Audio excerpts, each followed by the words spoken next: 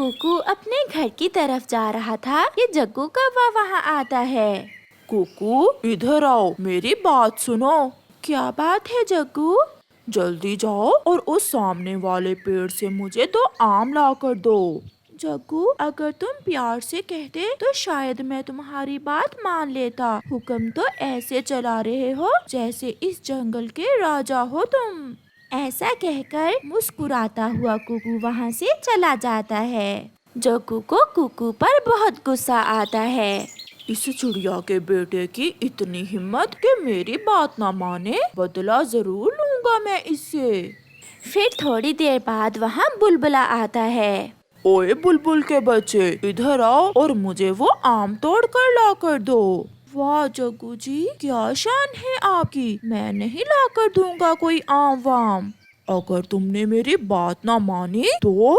क्या क्या तो जरा मुझे पकड़ कर तो दिखाओ।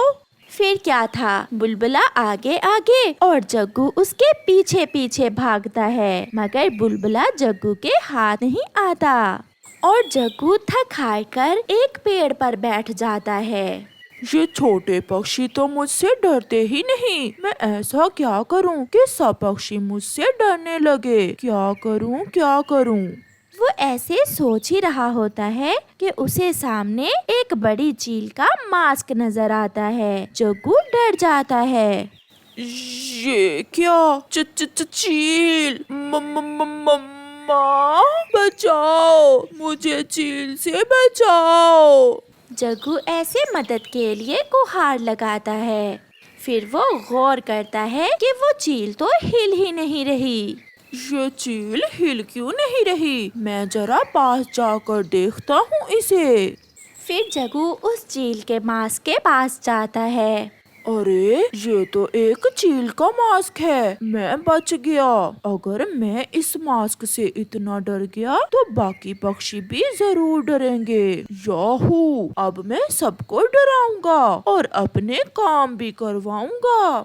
जग्गू वो मास्क पहनकर बाकी पक्षियों के घोंसलों के पास जाता है। चील को देखकर सब पक्षी डरकर अपने अपने घोंसलों में छुप जाते हैं। कुकू और गुड़िया, बाहर मत निकलना, बाहर बहुत खतरनाक चील आई है, वो थोड़ी देर में चली जाएगी।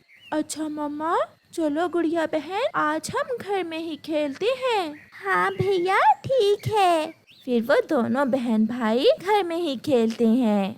काफी देर बाद चिड़िया बाहर निकल कर देखती है, ये चील तो अभी भी यहाँ ही है। ये हमारे घोंसलों के पास ही डेरा जमा कर क्यों बैठ गई है? अब हम अपने बच्चों के लिए भोजन कैसे लाएं? गोरी कौवी भी डरकर अपने घोंसले में ही बैठी हुई थी। ये कमबख्त चील न जाने कहाँ से आ गई है। मुझे भूख भी बहुत लगी है, बाहर भी नहीं जा सकती और मेरा बेटा जग्गू भी अभी तक लौट कर नहीं आया। फिर जग्गू अपने मन ही मन में सोचता है, अगर मैं ऊंची आवाज में चिल्लाऊंगा तो सारे पक्षी और भी डर जाएंगे। कितना मजा आएगा। ये आवाज सुनते ही चिड़िया और कौवी दोनों बाहर आ जाती हैं। चिड़िया समझ आती है कि ये कोई चील नहीं बल्कि जग्गू है। अरे जग्गू, ये तुम हो? ये क्या हरकत है? हम कब से डरे बैठे हैं, जरा इधर तो आ, तेरी खबर तो मैं लेती हूँ। फिर जग्गू आगे आगे और मम्मा पीछे पीछे। मम्मा एक बार माफ कर दो, मैं दोबारा ऐसा नहीं करूँगा। तुझे तो आज मैं नहीं छोड़ूंगी। हम कब से भूख के मारे अंदर डरे बैठे हैं और तुम हमें डराए ही जा रहे हो। फिर गोरी कौवी जग्गू की खूब पिटाई करती है और सब पक्षी उन्हें देखकर हंसते हैं और जग्गू को उसकी शरारत की सजा मिलती है। मम्मा चिड़िया और उसकी बेटी गुड़िया सुबह से घने जंगल में सूखी लकड़ियाँ इकट्ठी कर रही थीं।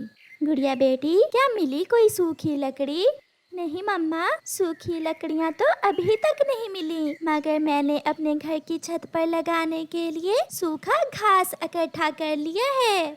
बहुत अच्छा किया बेटी आपने। आप थोड़ा सा सूखा घास और इकट्ठा कर लो, तब तक मैं थोड़ा आगे जाती हूँ और सूखी लकड़ियाँ ढूंढती हूँ। लूसी कबूतरी और उसका पति कबूतर भी कुल्हाड़ा लिए सूखी लकड़ियाँ इकट्ठी करते फिर रहे थे। लूसी, रुको रुको, वो देखो सामने उस बड़े पेड़ पर सूखी लकड़ियाँ हैं। फिर वो दोनों पति पत्नी वहाँ रुक जाते हैं। आप कुल्हाड़े से लकड़ियाँ काटें और मैं लकड़ियाँ इकट्ठी करती हूँ।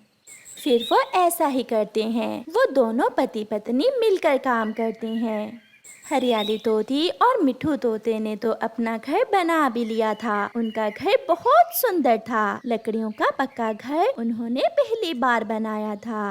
अब हमें कोई चिंता नहीं है। अब बारिश हो या आंधी, हम अपने लकड़ियों के पक्के घर में सुरक्षित रहेंगे और अपने सुरक्षित घर में बैठकर बारिश के मजे लेंगे।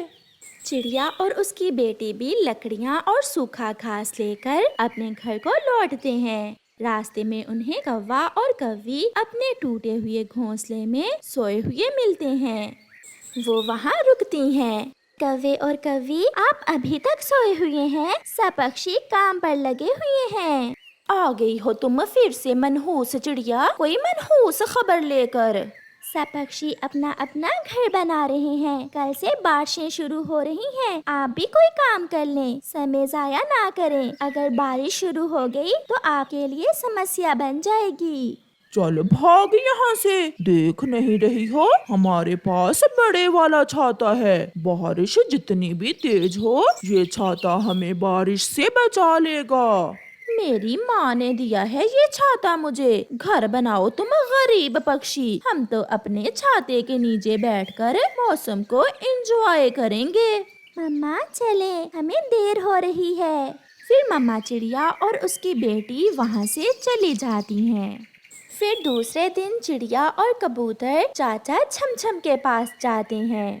चाचा छमछम, हमने सूखी लकड़ियाँ भी इकट्ठी कर ली हैं और सूखा घास भी। चाचा छमछम, अब आप आए और हमारे घर बना दें।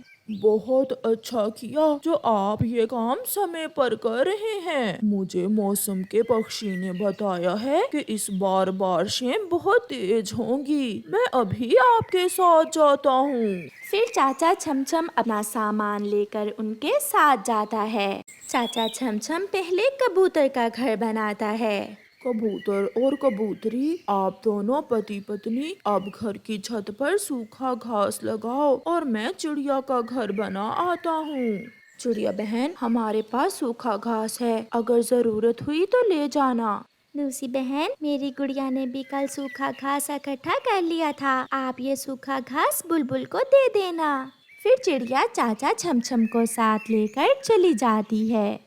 कौवा और कव्वी जब वहाँ से गुजरते हैं तो चिड़िया को पक्का घर बनवाते हुए देखकर खूब मजाक उड़ाते हैं। बना लो छोटी चिड़िया पक्का घर, मगर तुम्हारा ये घर हमारे छाते से बढ़कर सुरक्षित नहीं होगा। आप जाएं और हमें अपना काम करने दें, ये तो समय ही बताएगा। ऐसे ही एक दिन और गुजर जाता है। सब पक्षियों ने अपने अपने घर बना लिए थे। रात होने के साथ ही बारिश भी शुरू हो जाती है। चिड़िया अपने घर में बैठी हुई थी। वो माँ बेटी बहुत खुश थी। कौवा और कव्वी भी अपने टूटे हुए घोंसले के ऊपर छाता लगाए बारिश देख रहे थे। कालू, देखा मेरी माँ का दिया हुआ छाता कितना बड़ा है। ऐसा लग रहा है जैसे हम घर में बैठे हुए हों। गोरी ने अभी इतना ही कहा था कि बारिश के साथ ओले गिरने लगते हैं। गोरी, ये आवाज कैसी है? ऐसा महसूस हो रहा है जैसे कोई पत्थर बरसा रहा हो। कालू, ये तो ओले शुरू हो गए, अब हम क्या करेंगे? एक ओला कालू का छाता चीरता हुआ आकर कालू के सर में लगता है और कालू वहीं मर जाता है। गोरी तो डर के मारे कालू को छोड़कर जल्दी से वहाँ से भाग जाती है। ओले लगने से गोरी के पंख भी घायल हो जाते हैं। उनका छाता बुरी तरह फट चुका था। गोरी एक घने पेड़ के नीचे बैठकर रो रही थी।